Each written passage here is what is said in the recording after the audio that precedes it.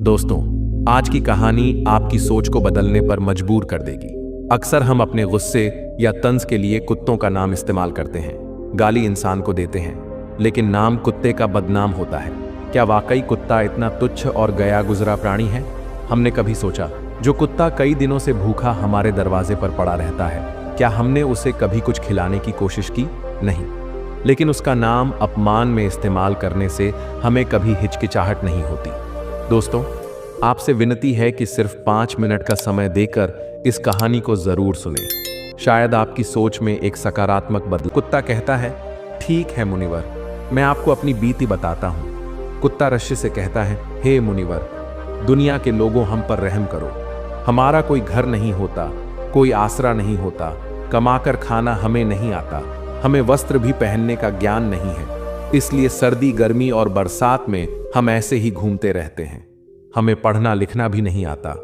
मुनिवर, आपकी तरह हमें अनुशासन नहीं आता, हमें आपकी तरह बोलना नहीं आता।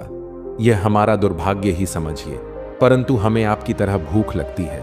चोट लगने पर हमें आपकी तरह पीड़ा भी होती है, हमें आपकी तरह रोना भी आता है। बस इन्हीं 3 कामों में हम आपकी बराबरी करते हैं, इसलिए हम पर दया दिखाइए, हमें और कष्ट मत दीजिए। ईश्वर ने तो हमें वैसे भी कष्ट देकर ही भेजा है, ऊपर से आप लोग हमें परेशान करते हैं। हम आपकी तरह मनुष्य नहीं हैं, हम पराधीन जीव हैं। जब हमारा जन्म हुआ उस समय हमारे आंख कान बंद थे। कह नहीं सकते कि उस समय आपके जन्म पर जैसे नाच गाना होता है, बाजे बजते हैं, खुशी मनाई जाती है, हमारे जन्म पर भी यह सब हुआ होगा। हमारे जन्म पर किसी ने खुशी मनाई होगी। हम जिस बिछौना पर थे वह रुई का नरम तो था, सर्दी बिल्कुल नहीं लगती थी। मैं मन में सोच रहा था कि किसी बड़े घर में पैदा हुआ हूं, लेकिन जब हमारी आंख खुली तो मैंने देखा कि हमारी माँ, जिसे आप लोग कुतिया बोलते हो, वह अपने 5 बच्चों को छाती से चिपकाकर एक राह के ढेर में पड़ी थी। हम 5 भाई थे, बाकी 4 भाई तो लाल और भूरे रंग के थे। मैं अकेला ही काले रंग का था। सबसे छोटा मैं ही था, इसलिए कमजोर था।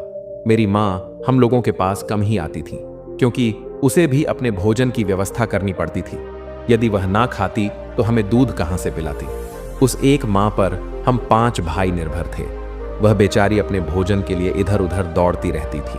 कभी भोजन मिल भी जाता था, कभी नहीं भी मिलता था, लेकिन वह हमेशा हम 5ओं का बड़ा ख्याल रखती थी। आखिर वह हमारी मां थी। वह रात भर जाग कर गांव की रखवाली करती थी। किसी की मजाल नहीं थी कि कोई अनजाना आदमी बुरी नीयत से गांव की तरफ भी झांक जाए। दूसरे गांव के कुत्ते भी हमारी मां के डर से गांव में नहीं आते थे। गांव के किसी किसान के खेत में कोई जानवर खड़ी फसल खाने आते तो हमारी मां उसे दौड़कर भगा देती। गांव वालों के लिए इतना सब करने के बाद भी कोई मनुष्य तो हमारी मां को भोजन तक नहीं देता था। भोजन के लिए हमारी मां को मजबूर होकर छीना झपट्टी करनी पड़ती थी। कई बार तो लोग उसे लाठी डंडों से पीट पीट कर भगा देते थे। बेचारी उस दिन भूखी प्यासी रहकर पेट की आग से जलती रहती थी। वह कहता है, हे मुनिवर, आखिर भूख तो हमें आपकी ही तरह लगती है। ऊपर से उसे अपने 5 बच्चों की चिंता भी लगी रहती थी। आखिर माँ जो थी, भूख उसे चैन से बैठने नहीं देती थी और गांव वालों का भी उसे देखकर हृदय नहीं पसीजता था। हमारी माँ बेबस होकर उन लोगों के घरों में चोरी से घूम पड़ती थी और खाने की कोई चीज मिल जाती तो उसे खाकर अपने पेट की आग बुझा लेती थी। कई बार तो लोग उसे खाने की वस्तु ले जाते हुए देखते तो लाठी डंडे लेकर उसके पीछे पड़ जाते। कुछ निर्दय लोग तो कई बार उसे घर के अंदर बंद करके पीटते थे। हमारी माँ का बुरा हाल कर देते थे। फिर वह कुत्ता रश्य से कहता है, हे मुनिवर, हमारी माँ ने क्या बिगाड़ा था? उसने सिर्फ अपने पेट के लिए भोजन ही तो चुराया था। चोरी करने का हमें कोई शौक नहीं है, पर पापी पेट हमें यह सब करने के लिए मजबूर कर देता है। एक दिन की बात है, बड़ी जोरदार बरसात हो रही थी। ओले पड़े थे, ठंडी हवा चल रही थी। उस ठंड में ठिठुर कर हमारे 3 भाई मर गए। उस दिन हमारी माँ बहुत रोई थी, लेकिन मनुष्य हमारी पीड़ा को नहीं समझा, क्योंकि उसके बच्चे थोड़े ही मरे थे। फिर वह कुत्ता कहता है, हे मुनिवर, अब हम सिर्फ 2 भाई रह गए थे। हमारी माँ हम दोनों की अच्छे से देखभाल करने लगी। फिर एक दिन उसी गांव में एक सेठ के घर पर दावत चल रही थी और अनेक प्रकार की मिठाइयां बन रही थीं। सेठ जी के घर काफी मेहमान आए हुए थे। हमारी माँ कुछ खाने की तलाश में बार बार उधर जाती, लेकिन लोग उसे दुत्कार कर भगा देते थे। किसी को उस पर इतना भी तरस नहीं आया कि एक रोटी उस बेचारी को खाने को फेंक दे। एक रोटी से उनका क्या बिगड़ जाता। मेरी माँ बार बार जाती और वहीं खड़ी खड़ी देखती रहती थी। सेठ जी के आंगन में दावत खाने का सिलसिला चालू हुआ। भोजन परोसा जाने लगा। मेरी माँ भी वहीं जाकर पूंछ हिलाने लगी। खाना परोसने वाला आदमी जब किसी काम से भीतर गया तो मेरी माँ दबे पांव रोटी लेने को चल पड़ी। फिर दूसरे आदमी ने मेरी माँ को जाते हुए देख लिया तो चारों ओर से लोग चिल्ला चिल्ला कर उसकी तरफ भागे। मेरी माँ उनकी चीख सुनकर घबरा गई। 2-3 आदमी लाठी लेकर उसके पीछे बड़े बेहर से दौड़े। मेरी माँ वहां से घबराकर भागने लगी, परंतु उसे वहां से निकलने का कोई रास्ता नहीं मिला, क्योंकि सामने से लोग लाठी डंडे लेकर आ रहे थे। तभी मेरी माँ वहां पर जो लोग भोजन कर रहे थे उनको लांघ कर निकल गई। आगे वह कुत्ता कहता है, हे मुनिवर। मेरी माँ अपने निकलने पर इतनी हैरान नहीं थी जितनी कि उन लोगों को देखकर हुई थी। जो वहां पर दावत खा रहे थे वह सब उठकर खड़े हो गए। उन्होंने भोजन करना छोड़ दिया और कहने लगे कि कुतिया के लांघ जाने के कारण भोजन भ्रष्ट हो गया है। सब एक दूसरे से विचार विमर्श कर रहे थे कि अब क्या किया जाए। खाना तो सब खराब हो गया है। फिर सेठ जी फूट फूट कर रोने लगे। कुछ लोग तो यह भी कह रहे थे कि भाई कुतिया के लांघने से भोजन खराब कैसे हो गया। उसने खाने में या पतीले में मुंह थोड़ी डाला है, सिर्फ ऊपर से लांघ कर ही तो गई है। और कहने लगे, शहरों में तो लोग कुत्ते को पाल कर घर के अंदर सुलाते भी हैं और खिलाते भी हैं, तो इसमें कोई बुरी बात नहीं है। अगर कुतिया लांघ कर गई है तो भोजन खराब नहीं हुआ है। लेकिन उनमें से कुछ लोग बड़े घरों से ताल्लुक रखते थे, उन्होंने एक भी नहीं चलने दी। कह रहे थे कि भोजन तो भ्रष्ट हो गया है, यह हमारे खाने के लायक नहीं है। आखिरकार उन्हीं की बात मानी गई।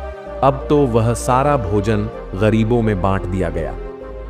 उस दिन तो मेरी माँ को खूब पेट भर के खाना मिला था। ऐसा सुख उसने जीवन में कभी नहीं पाया था, लेकिन वह सुख उसके लिए बड़ी मुसीबत बन गया। वह भोजन करके वहां आराम से लेटी ही थी, उतने में वह सेठ डंडा लेकर वहां आ पहुंचा और उसे बुरी तरह से पीटने लगा। उसे वहां से भागने का भी कोई अवसर नहीं मिल पाया। डंडों की चोट से वह बुरी तरह से चिल्लाने लगी। माँ का विलाप सुनकर पत्थर भी पिघल जाता है, पर उस निर्दय को उस पर जरा भी रहम नहीं आया। वह उसे कठोरतापूर्वक पीटता रहा। माँ का वह सौर पूरे गांव में सुनाई दे रहा था। तब कुछ लोग आए और उसे समझाते हुए बोले, सेठ जी जाने दो, भूख में तो आदमी की भी बुद्धि भ्रष्ट हो जाती है। यह तो एक पशु है, इसे अच्छे बुरे का क्या ज्ञान। अब इसे मारकर आपको क्या मिलेगा, जो होना था सो हो गया। लोगों के समझाने के बाद उसने हमारी माँ को पीटना बंद किया। फिर बड़ी मुश्किल हालात में वह हमारे पास आई। माँ ने आकर सारी कहानी हम दोनों भाइयों को सुनाई। हमने सोचा कि कितना कष्ट भरा है हम कुत्तों का जीवन। आदमी एक रोटी के टुकड़े के बदले एक चोर के जितना पीटता है। बेकार है ऐसे लोग जो हम लोगों की पीड़ा को नहीं समझते। वह कुत्ता कहता है, हे मुनिवर, एक दिन की बात है, उसी गांव के बाहर एक ब्राह्मण आकर ठहरा हुआ था। उसने अपने भोजन के लिए एक जगह चूल्हा बनाया और उस पर दाल बनाने के लिए रख दी। उसके बाद आटा गूंद कर रख दिया। वह वहीं पास में कुएं पर पानी लेने चला गया। इधर कहीं से मेरी माँ भी घूमती हुई वहीं पहुंच गई। उसने आटे को देखा तो सोचने लगी कि शायद इस आटे का कोई मालिक नहीं है। यही सोचकर वह उस आटे को खाने लगी। उधर उस ब्राह्मण ने कुएं के पास से देखा कि उसका आटा एक कुतिया खा रही है, तो वह बड़ा दुखी हुआ। वह बेचारा रोने लगा, क्योंकि वह भी 2 दिनों का भूखा और थका हुआ था। कुछ लोगों ने उसे कहा, अरे ब्राह्मण देवता, इस कुतिया ने तुम्हारा भी आटा बिगाड़ दिया। कल तो इसने सेठ जी की पूरी रसोई बिगाड़ कर रख दी। ब्राह्मण दुखी होता हुआ बोला, भाई मुझे क्या मालूम था, यह दुष्ट कुतिया मेरे आटे को खाने के लिए घात लगाए बैठी है। ब्राह्मण ने ना आव देखा ना ताव, लाठी लेकर मां के ऊपर टूट पड़ा। मां उस आटे को ठीक से खा भी नहीं पाई थी, पर उससे ज्यादा की उस पर लाठी बरस गई। महीनों तक मेरी मां लड़खड़ाते हुई घूमती रही। तब उस दिन समझ में आया कि आदमी कितना खुदगर्ज है। हम उसका कोई भी कार्य करते हैं तो भी वह हमें नहीं समझता। आगे वह कुत्ता कहता है, मुनिवर, हमारी कमी यह है कि हम उन्हीं मतलबी इंसानों के अधीन रहना चाहते हैं जो हमें कष्ट देता है। जो हमें प्यार से खिलाता है, हम उसके कितने काम आते हैं यह नहीं पता, परंतु ये हमें तुच्छ मानते हैं, हमें बार बार डंडे से मारते हैं, ढीकारते हैं। उनके घर की भी रखवाली तो करते ही हैं, साथ ही साथ और भी बहुत सारे लाभ हैं जिन्हें मनुष्य नहीं जानता। अब आश्रम में बैठे उस शिष्य ने पूछा, हे गुरुदेव, मनुष्य क्या नहीं जानता? आगे महात्मा ने कहा, यदि मनुष्य कुत्ते को रोटी खिलाने के फायदे जान ले तो अपने जीवन में होने वाले नुकसान से बच सकता है। आज मैं आपको बताऊंगा कुत्ते को रोटी खिलाने के 8 फायदे। मनुष्य को पता नहीं है कि जब भी घर में रोटी बनाई जाती है तो सबसे पहली रोटी गौ माता की होती है और पिछली रोटी कुत्ते की होती है। महात्मा ने कहा, ऐसा ही विधान भगवान ने बनाया था, लेकिन भगवान के बनाए उस विधान को भूलकर मनुष्य अगली और पिछली रोटी स्वयं ही खा जाता है। इसका दुष्प्रभाव उसके जीवन पर पड़ता है।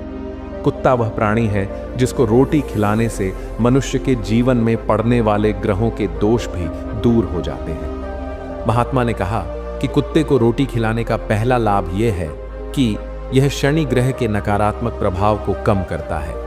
जब शनि ग्रह अपनी कुदृष्टि डालता है तो व्यक्ति के जीवन में संकट आ जाता है। उसकी महादशा शुरू होते ही सभी कार्य बाधित होने लगते हैं और व्यक्ति आर्थिक कठिनाइयों का सामना करने लगता है। ऐसे समय में यदि कोई व्यक्ति कुत्ते को रोटी खिलाता है तो शनि ग्रह का दुष्प्रभाव काफी हद तक कम हो जाता है। कुत्ते को रोटी खिलाने का दूसरा फायदा, कुत्ते को रोटी खिलाने से भाग्य आपके पक्ष में हो जाता है। आपके घर के अंदर नकारात्मक शक्ति नष्ट हो जाती है। कुत्ते को रोटी खिलाने का तीसरा फायदा, कुत्ते को रोटी खिलाने से माता लक्ष्मी प्रसन्न हो जाती है और आपके घर में धन दौलत की कभी कमी नहीं रहती है। कुत्ते को रोटी खिलाने का चौथा फायदा, कुत्ते को रोटी खिलाने से आपके ऊपर कर्ज नहीं चढ़ता और जो पहले से आप कर्जदार हैं उससे भी मुक्ति मिल जाती है। कुत्ते को रोटी खिलाने का पांचवा फायदा, कुत्ते को सुबह शाम भोजन देने से आपका व्यापार बहुत अच्छे से चलता है। कुत्ते को रोटी खिलाने का छठा फायदा, कुत्ते को रोटी देने से आपकी आयु में वृद्धि होती है और अटका हुआ धन वापस मिल जाता है। कुत्ते को रोटी खिलाने का सातवां फायदा, कुत्ते को रोटी देने से हमेशा आपका स्वास्थ्य अच्छा बना रहता है और मानसिक रूप से आप मजबूत रहते हैं। आपका मन हमेशा ऊर्जावान रहता है। अच्छे विचार आपके मन के अंदर आते हैं।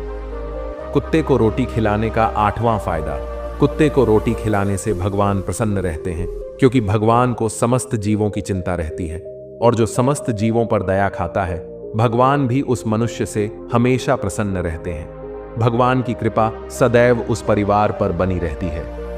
आपने अपने बूढ़े बड़ों से सुना होगा, कहते हैं कि जब कुत्ता रोता है तो अब सुगुण होता है। कोई संकट आता है, किसी की मृत्यु होती है, इसलिए कुत्ते को कभी रुलाना नहीं चाहिए। इस प्रकार से महात्मा ने अपने शिष्य को कुत्ते को रोटी खिलाने के 8 फायदे बताए और जो भी मनुष्य कुत्ते को रोटी खिलाता है तो उसे इन 8 फायदों का फल प्राप्त होता है। ये सारी बातें वह गरीब स्त्री भी सुन रही होती है। अचानक वह महात्मा के चरणों में गिर जाती है और कहती है, हे महात्मा, आपकी बातों ने मेरे कष्टों का निवारण कर दिया है। महात्मा उसके सिर पर हाथ रखते हैं और उसे उठाते हैं। तो दोस्तों, कैसी लगी आपको यह कहानी? आप हमें कमेंट सेक्शन में जरूर बताना और अच्छी लगी हो तो इस चैनल को सब्सक्राइब जरूर कर लेना। तो चलिए मिलते हैं ऐसी ही कोई नई कहानी में। तब तक के लिए अपना ख्याल रखें। धन्यवाद। नमो बुद्धाय।